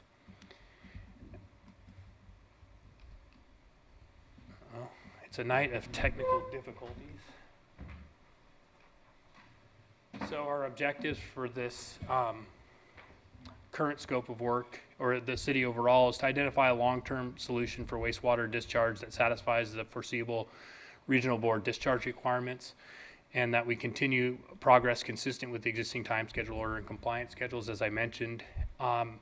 And then identify a preferred alternative discharge location and conceptual design. We have been working with the property owner. We have permission. We've been doing the testing and evaluation of the site across the Eel River from the city's wastewater treatment plant. So we have a site with a willing seller that is allowing us to do some of the feasibility testing.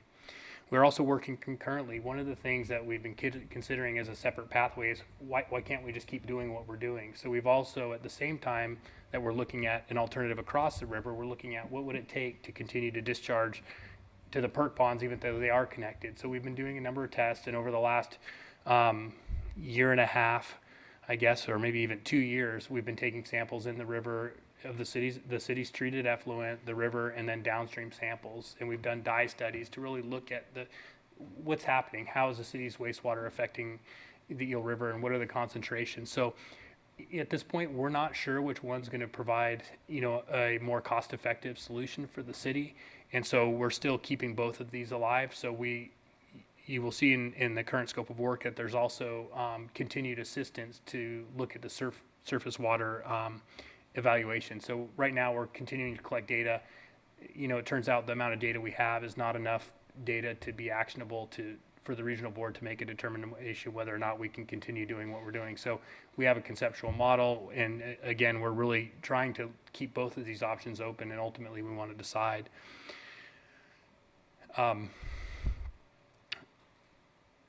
Ultimately, we want to figure out which way we want to go, whether it's continuing to do what we're doing now or going to a new one, and then we'll have to proceed with implementation. I'll show you in a second. Our timeline for doing that is very short. And then one of the big efforts by staff will be to secure grant loans to minimize the cost to the city. I don't know.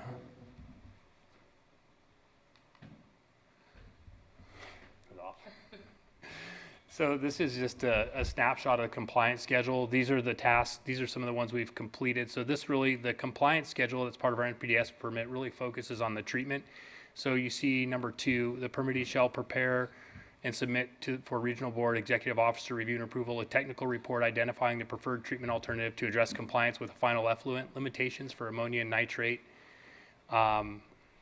You can see they required updating the preliminary engineering report, which was being completed by GHD, and providing cost estimates to include a conceptual design of the preferred treatment alternative, to include project design plans for the preferred treatment alternative, and include a cost estimate for the preferred treatment alternative, and to include a work plan that lays out the steps and proposed schedule. So we've done those things, and the regional board is satisfied that those are completed. And the next piece is one of the scope items that's within GHG scope is to complete a report of waste discharge. Similarly, the time schedule order, which covers the disposal options, the disposal part of it, not just the treatment, but the requirement, and I took off the first task, that's one that was already completed, but by March 31st, we were required to evaluate site-specific disposal alternatives for land application of effluent during the discharge period of May 15th to September 30th, conduct landowner outreach, identify potential parcels. We've done that.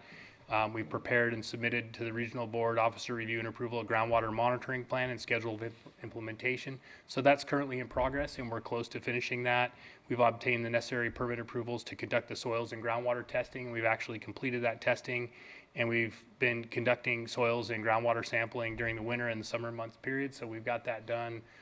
Boy, we got those wells in, I think, late last year. So we captured the high water last year, and then the summertime conditions this year. And so we're working right now on the final disposal site evaluation, which is right here. You notice those say March 31st. We did submit a request for an extension. And remember, the time schedule order can be updated by the board, but we met with the regional board last week, and they were agreeable to modifying that time schedule order. And that's one that can be done administratively. It doesn't have to go back to the board. And then this one right here, task item number 3, the permittee shall prepare and submit a technical report identifying the preferred disposal alternative for the proper disposal of treated effluent from May 15th through September 30th. And that'll include it'll assess the potential disposal alternatives, identify a preferred alternative, include a project design plans for the preferred alternative, and a cost estimate and a work plan. And so when they say design plans, it's not full construction plans, but it's really conceptual level design plans, and that's what we submitted for the treatment, and those were accepted to the regional board. So, and that's what's included in the current scope of work.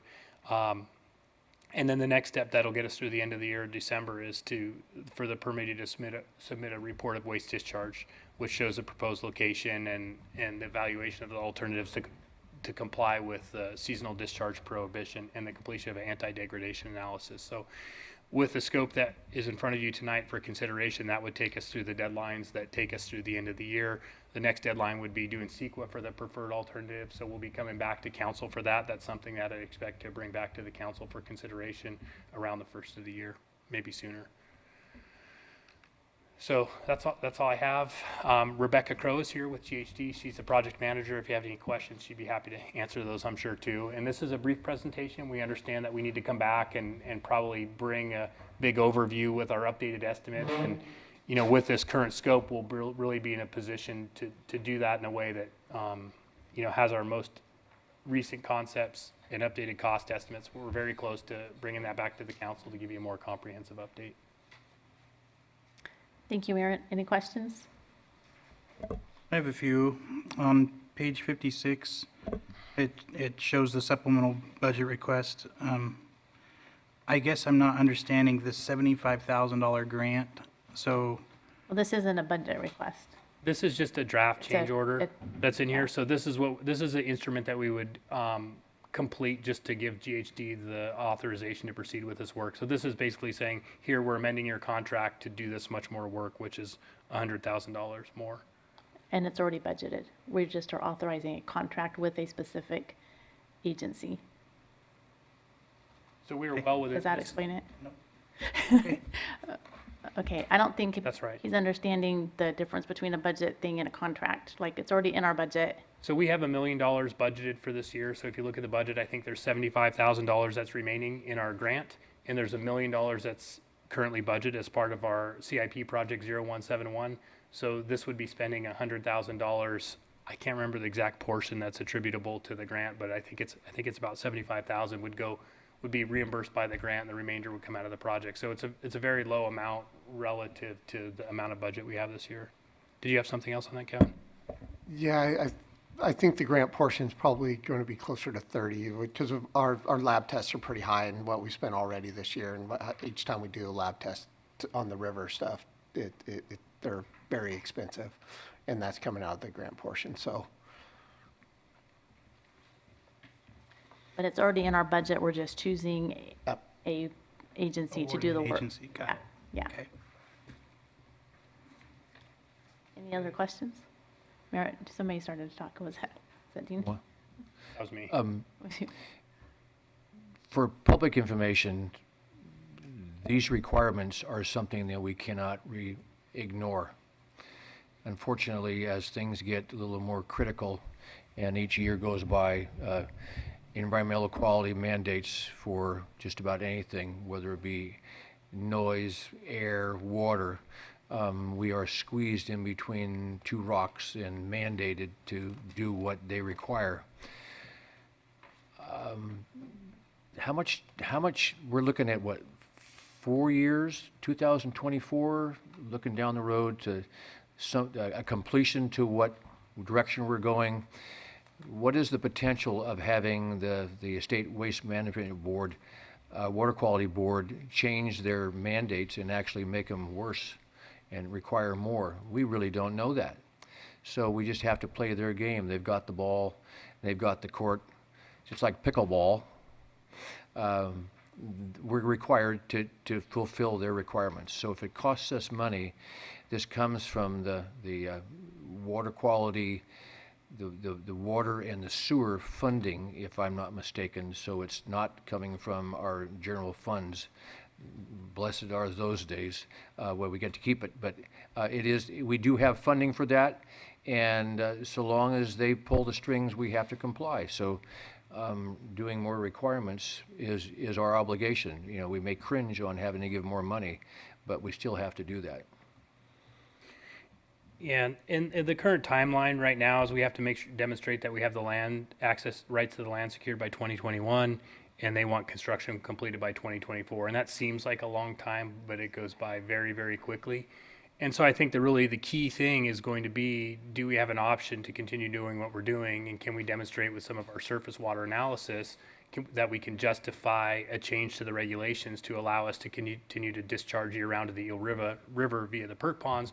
Or are we going to have to proceed with the project that we're defining now with the scope of work with GHD, which is put in a pipeline and take our wastewater across the river, which is something that is going to be more expensive. It's going to distribute our wastewater staff. You know, we looked at other locations on this side, and there just wasn't a viable location within a closer proximity. So there's some pretty significant technical challenges to doing that, but we do, you know, one of the pluses we have right now is we have some land identified that there is a willing seller that doesn't have impacts on agricultural land. It's not ag land. So, we feel like, sometimes just getting the property can be one of the hardest things. And so now we have more of the technical challenges in front of us rather than the land acquisition. So it's going to be technical and budget. The sewer fund does have a healthy reserve right now, but with the size of the projects, when we come back and show you those estimates, we are going to use all our reserves, and we're really going to have to pursue grants and loans and look at those other funding sources. So this will probably be one of the biggest projects, or the biggest project that the city has undertaken, and it could have a price tag right now of $20 million, which is big. I don't know of another city project the city's undertaken that has been that big. So it's taken a long time, but we're really trying to be calculated in the steps that we take as we move forward. Any other questions? No questions for our consultants? Oh, they're coming right to the speaker. We're going to talk. All right, any public comment? Seeing none, we'll close public comment.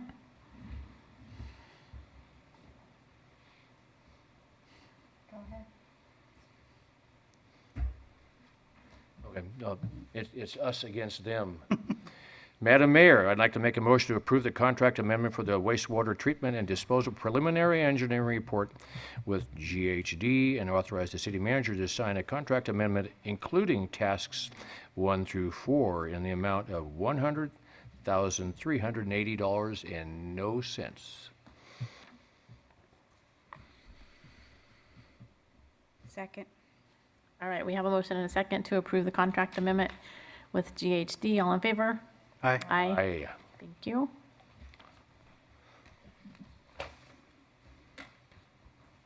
And our final business item is to consider approving award of contract for a culvert replacement under Harlan Way to Patrick Queen Construction.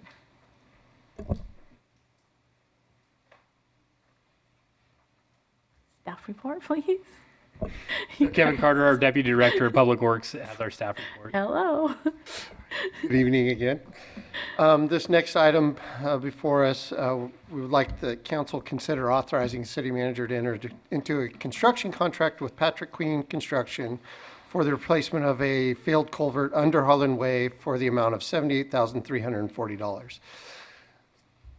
This past winter, we had a fairly large failure of the culvert, resulted in a garbage truck entering, where wheels entered into the roadway based on that. Over the last, I don't know how many years, 10 years or more, the culvert has failed probably 5 times. The most recent is about 2 years ago, where we had a significant failure that it took a couple of days and a lot of material to put back in there. Is very disruptive to the residences up there, and it also threatened some of our water lines and sewer lines. And each time this culvert fails, it's right down the middle of the road. It crosses over the road.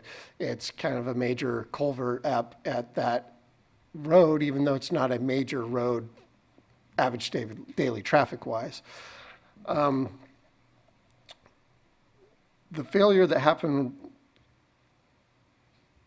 it resulted in us having to take a look at getting permits, because this particular culvert has water running through it that was a little suspicious of being more of a fish-bearing stream. So we had to get Department of Fish and Wildlife, Army Corps, and water quality up there to take a look at it. And we ended up getting 2 different permits with the help of GHD and our consultant city engineer contract. And we ended up spending about $3,000 on those permits alone, which was a previous cost. And so what we wanted to do is get those permits, get us a simple design, and then try to get it out to bid and get it done before this next winter.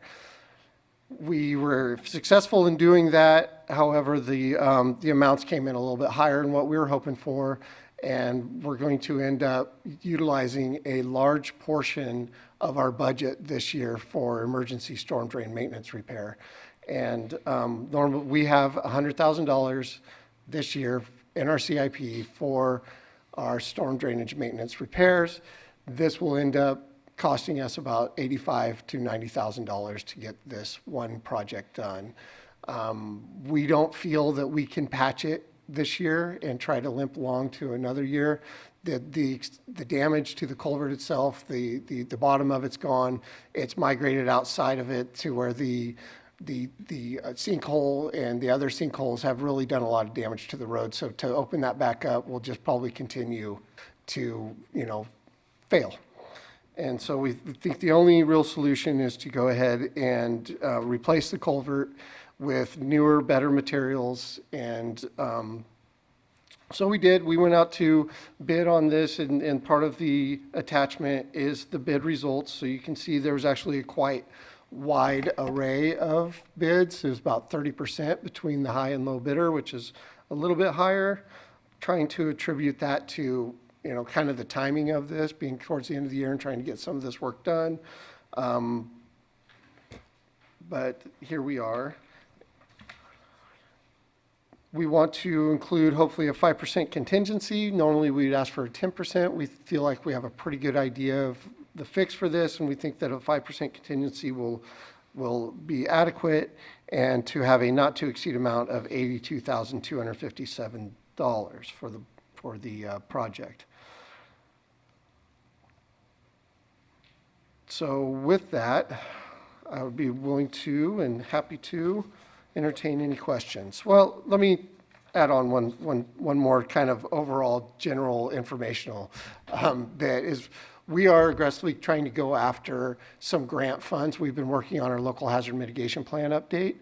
And within that, we are doing NOIs, notice of intents, to try to do some planning documents, which require a much smaller match to generate those planning documents, which will identify undersized culverts, failing culverts, being able to make a citywide kind of look at fixing these in a systematic way and being able to know and being able to see. Bob probably knows every single culvert and every single condition that's out there, but having this document allows us to go after the next phase, which would be another grant through that local hazard mitigation plan, which would be about 25% match a year or two down the line once we get the planning grant, the planning portion taken care of, that hopefully we can make our dollar stretch a lot further in the future and not have to take this whole big chunk on one, and we can group them together and try to fix them before we have these devastating failures, to the point where we have vehicles falling through sinkholes, which we don't want to ever have happen. But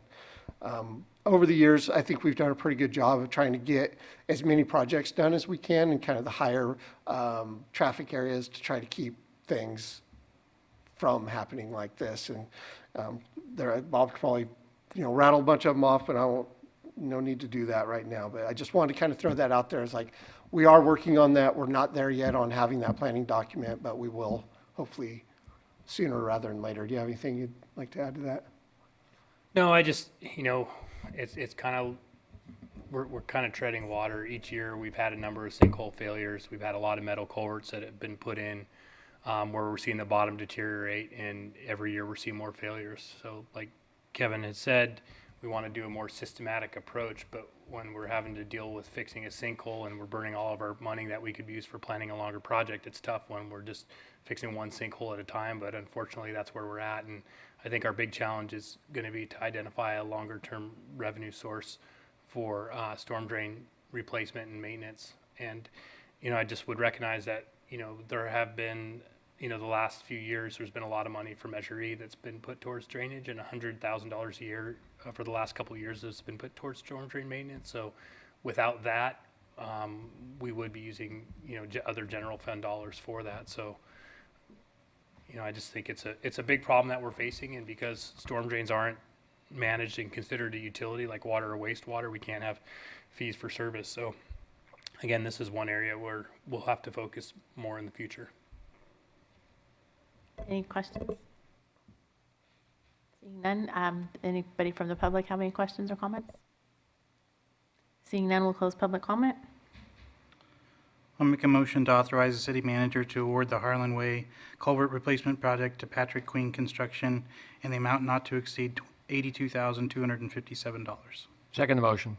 We have a motion and a second. All in favor? Aye. Aye. Thank you. City managers report. We have a few items to report, as well as I'd like to review some of the upcoming meeting dates. Our next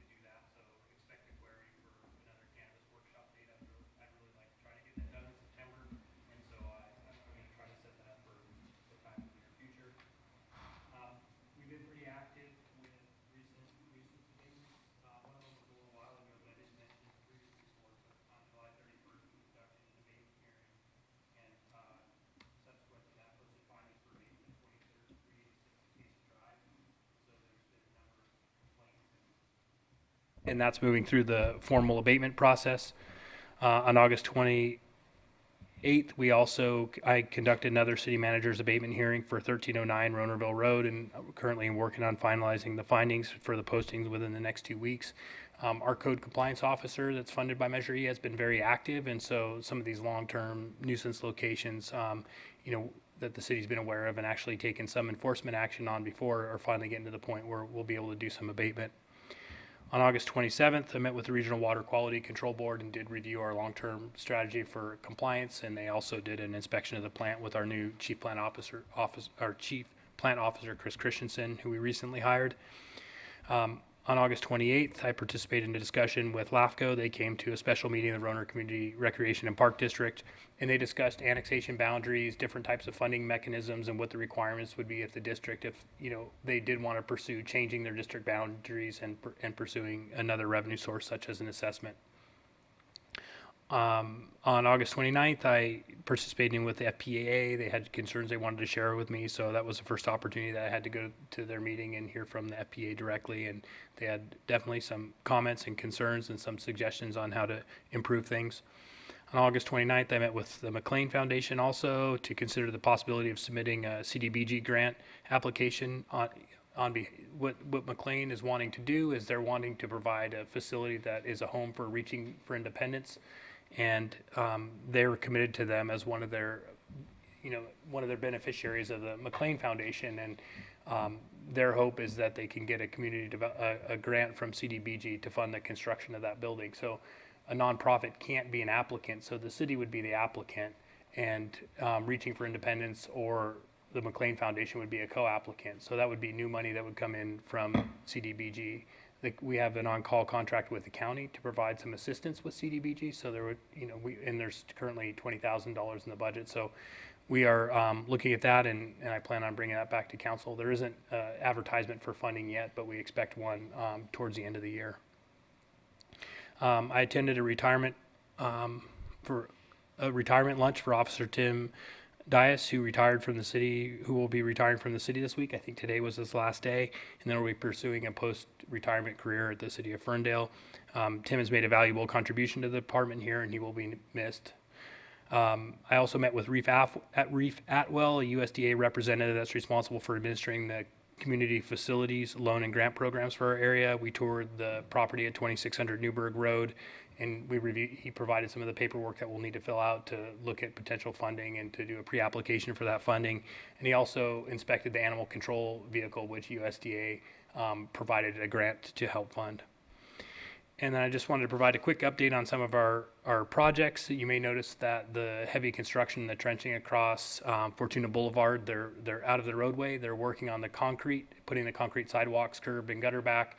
And so they'll be on the side they're currently working on, the northbound side, they'll be finishing that concrete, then paving that side, then they'll switch the traffic control over one more time, then they'll work on the concrete, and then they'll work on the paving on the other side. But we're pleased with the progress that our contractor's making on that project, and that's going very well. And you'll see them start moving up Hillside Creek and towards Ronerville Road, kind of along where Les Schwab is, and then up by the Yarrow Village development. So that project is moving forward, and it's looking good for meeting the schedule and being out of the creek on time.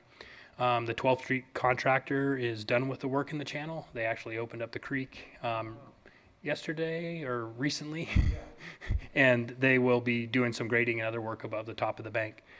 And then we're expecting, our Deputy Director of Public Works tells me we're expecting to be done with, PG&E is expecting to have their contractor done with the installation of conduits, and 12th Street is part of the undergrounding project.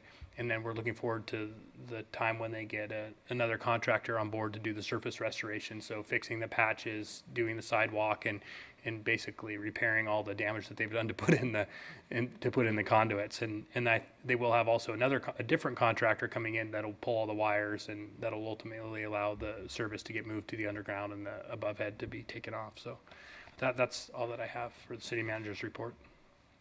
Any questions for Merritt? All right, moving on to future agenda items. Anything jump out at you? All right, seeing none, city council reports. Dean? Thanks, Madam Mayor. A member of the family that has a high school student that goes to Fortuna High. Spent about 5-6 minutes lambasting the PG&E project and the amount of congestion that that contractor has caused on 12th Street for all the high school parents to be able to drop off their children, the buses that have children trying to drop them off, and the congestion and delay that is, I guess you could probably say, detrimental to the high school's on-time attendance. And if there's any way that they can cease and desist before the high school has time for the kids to arrive, and then wait until after that passage of time, whether it's 9 o'clock or whatever, and then start their road control, it would be probably truly appreciated by hundreds of parents. But I am conveying her complaint, and it sounds legit. And if you can work out with the contractor people that they need to stay away from the high school early in the morning. I don't know about the afternoon, but in the morning it's just a joke. So whatever you can do. We'll look into it and see what we can do. All right. For Redwood Coast Energy Authority, I've been sort of debating about what I want to say. So I'm going to open up a can of worms, and I'm sort of going to enjoy it. When it was created, one of the commitments by the members, the diverse members that come from all of the cities and from the water quality people and so forth, the Humboldt water quality people, their commitment was to never ever get energy from nuclear. That was pretty much a clean commitment to the community, so that the community would say, okay, we're going to get it from wind, we're going to get it from this source and this source. It's all going to be clean. But because of a short-term availability of buying a chunk of energy, and in this category of buying a short-term chunk of energy, the profitability of the savings was going to be $275,000.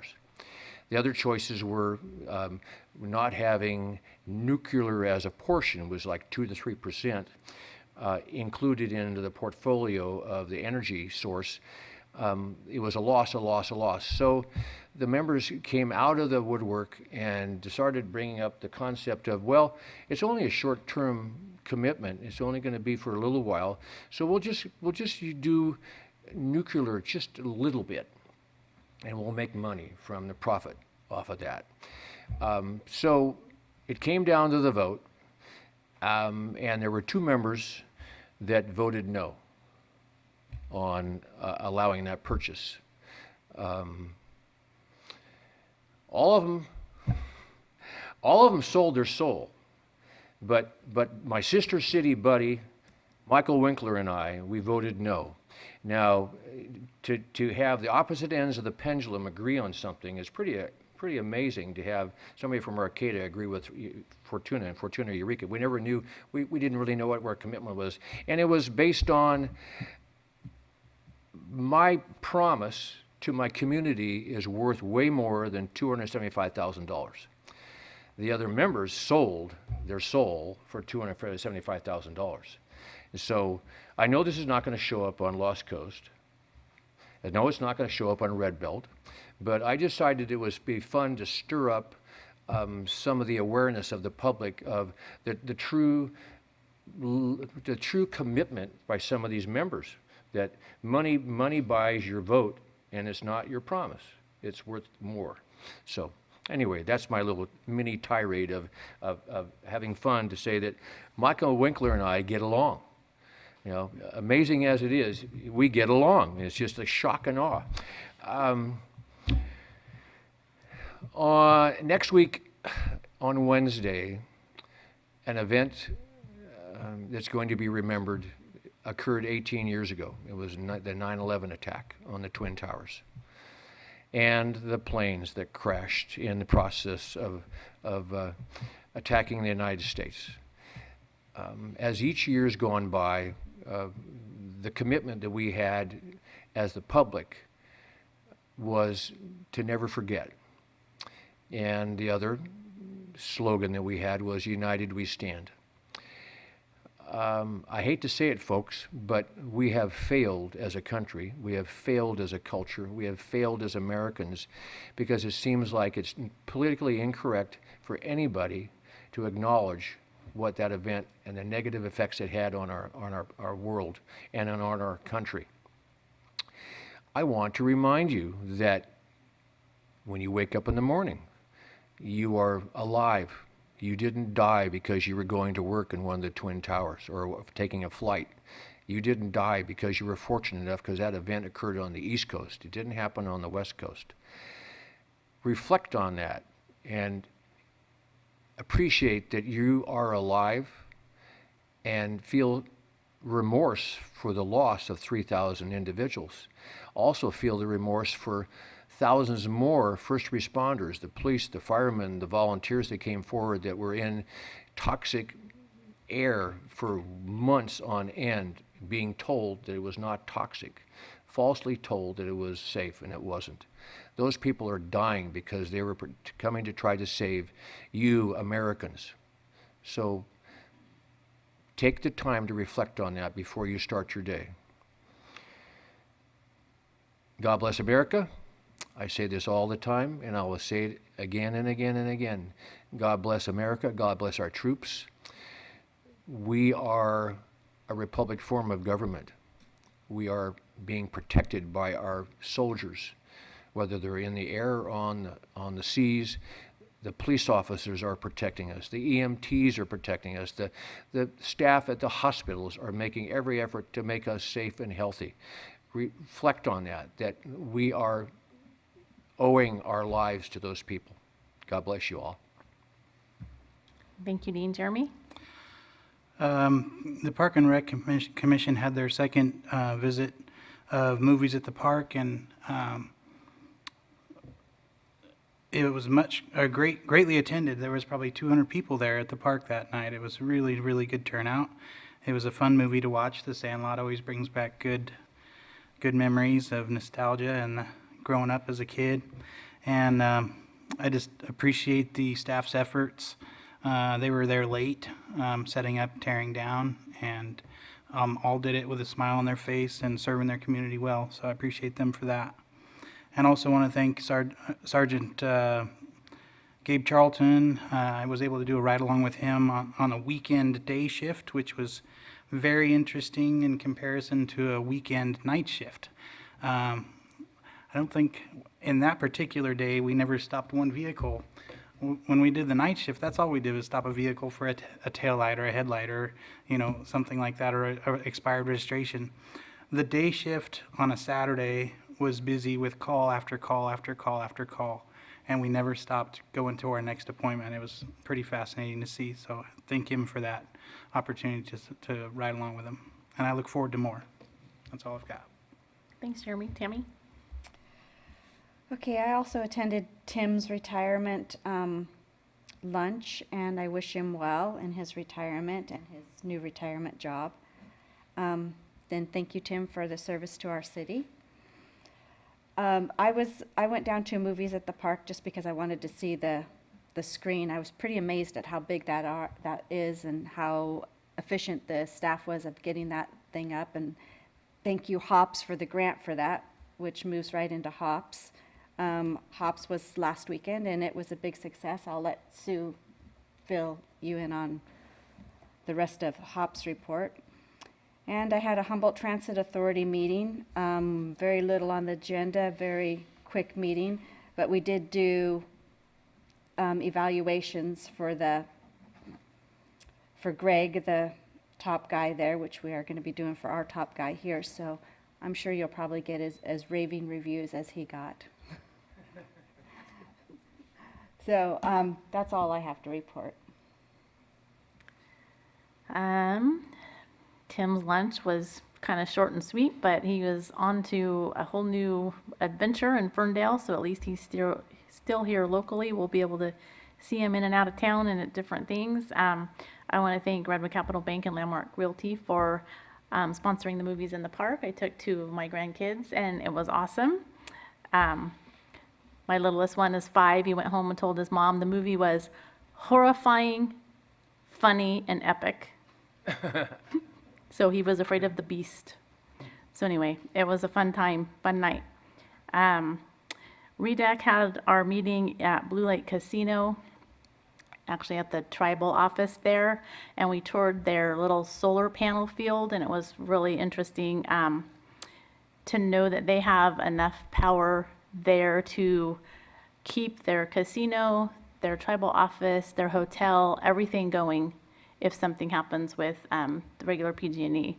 It was really interesting to see how small it actually was. I mean, it seems kind of big, but really to power that big of a facility, it was not that big, but it did cost like $6 million. So it's not like you can just throw up a little solar field and keep your city going. But it was really interesting, and they said they learned a lot through that process, and they think they could do another one that would be more cost efficient because they learned so much and so many things that they spent money on that didn't really pan out versus new technology. As you know, everything keeps getting better and better. But it was pretty fascinating. The lady that gave the tour was very passionate and very informative, and she really knew her stuff. So even though we had to drive all the way to Blue Lake, it was a good night.